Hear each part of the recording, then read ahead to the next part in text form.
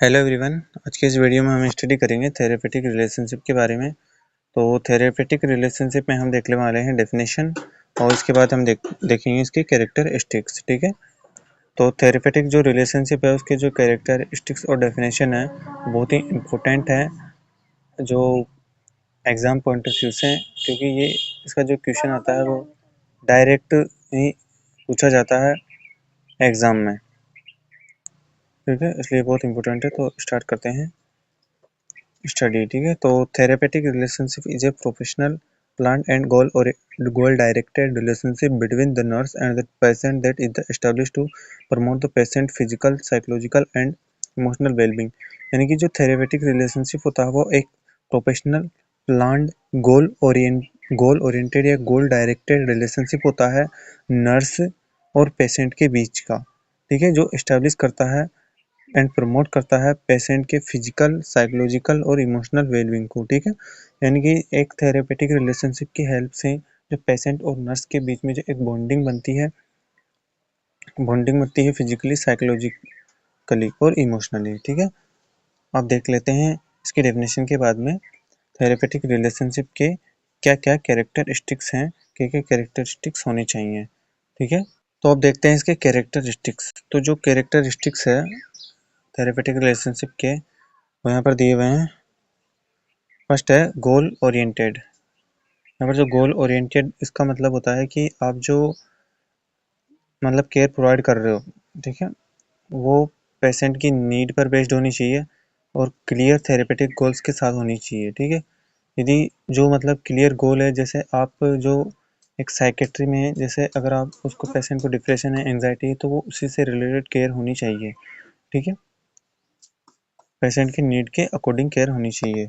उसके बाद है प्रोफेशनल बाउंड्रीज। प्रोफेशनल बाउंड्रीज की मैं अगर बात करूँ तो प्रोफेशनल बाउंड्रीज का मतलब होता है कि आपको जो केयर प्रोवाइड आप कर रहे हो, आप एक थेरेपेटिक रिलेशनशिप का यूज करते हुए एक प्रोफेशनल बाउंड्रीज में आपको यूज करना है। ठीक है, तो maintain appropriate limits and avoid personal involvement. आपको एक एप्रोप्रिएट लिमिट मेंटेन रखनी है और पर्सनल इन्वॉल्वमेंट जो है वो उनसे बचना है। यानी कि एक आप पर्सनली आपको इन्वॉल्व नहीं होना है, पर्सनली आपको इन्वॉल्व उसमें नहीं होना है। एक एप्रोप्रिएट लिमिट आपको मेंटेन रखनी है। ठीक है, ये एक प्रोफेशनल बाउंड्रीज के अकॉर्डिंग आता है। उसके बाद है यहाँ पर ट्रस्ट। ट्रस्ट की मैं अगर बात करूँ, ट्रस्ट का मतलब है आपको एक ट्रस्ट बनाना है पेशेंट और आपके बीच में build through honestly, reliability and confidentiality. यानी कि एक ऑनेस्टी, रिलायबिलिटी और कॉन्फिडेंटलिटी से आपको ट्रस्ट बनाना है पेशेंट और नर्स के बीच में। ठीक है, एक नर्स को बनाना चाहिए। ठीक है, उसके बाद है एम्पैथी। एम्पैथी की मैं अगर बात करूँ तो empathy understanding patients feeling without emotional और इन्वॉल्वमेंट। जो पेशेंट की फीलिंग है उसको समझना है विदाउट इमोशनल और ओवर इन्वॉल्वमेंट। यानी कि जो पेशेंट की फीलिंग है उसको समझना है आपको इमोशनली बिना इन्वॉल्वमेंट के। ठीक है, उसके बाद है जीनियसनेस। जीनियसनेस में क्या होता है, being real and honest in interaction.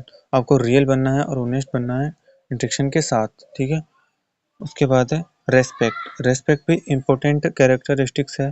Patient को जो आप रेस्पेक्ट देते हो उससे भी एक थेरेपेटिक रिलेशनशिप बनता है।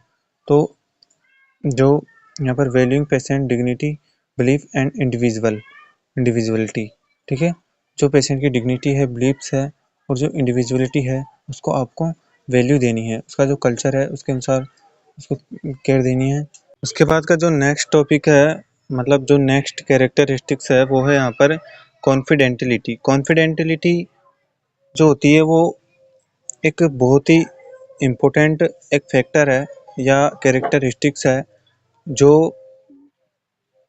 आप एक नर्स के अंदर होनी ही चाहिए, क्योंकि ये प्रोटेक्ट करती है पेशेंट की इंफॉर्मेशन को। ये नहीं कि आप उसकी इंफॉर्मेशन को प्रोटेक्ट नहीं कर रहे हो और उनकी इंफॉर्मेशन को बाहर बता रहे हो। ठीक है, तो आप पर जो पेशेंट ने विश्वास करके, जो एक बिलीव करके, जो विश्वास करके आप पर जो उसकी जो प्राइवेट बातें हैं वो बताई हैं, तो आपको उसको किसी के साथ शेयर नहीं करना है। ठीक है, तो उसके बाद है एक्सेप्टेंसी। एक्सेप्टेंसी का मतलब है एक्सेप्ट करना। यानी कि जो पेशेंट आपके पास आ रहा है तो उसको आपको non judgmental attitude toward patient behaviour, आपको बिना विदाउट जजमेंट के और एटीट्यूड के पेशेंट के बिहेवियर को आपको एक्सेप्ट करना है, ठीक है, चाहे वो किसी भी रिलीजन का हो, बिलीफ्स को मानता हो, ठीक है, आपको विदाउट जजमेंट उसको एक्सेप्ट करना है। उसके बाद है कंसिस्टेंसी। कंसिस्टेंसी में क्या होता है कि provide stable and predictable care. आपको जो आप केयर प्रोवाइड कर रहे हो उसको वो एक कंसिस्टेंसी के साथ प्रोवाइड करनी है, उसमें provide stable and predictable care होनी चाहिए, ठीक है। उसके बाद है सेल्फ अवेयरनेस। सेल्फ अवेयरनेस में क्या है कि understanding on feelings to prevent counter transference, यानी कि जो सेल्फ अवेयरनेस में है होता क्या है कि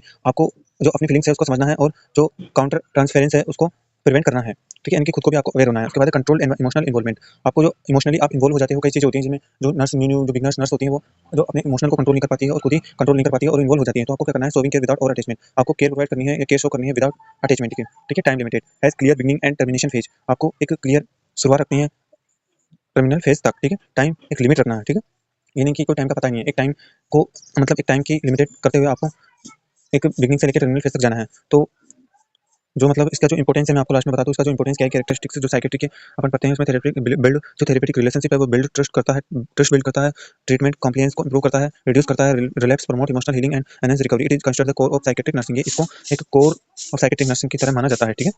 तो आज हमने देखा definition of psychiatric nursing and characteristics of therapeutic relationship. ये बहुत ही इंपॉर्टेंट है, ठीक है, बहुत ही इंपॉर्टेंट है, ठीक है।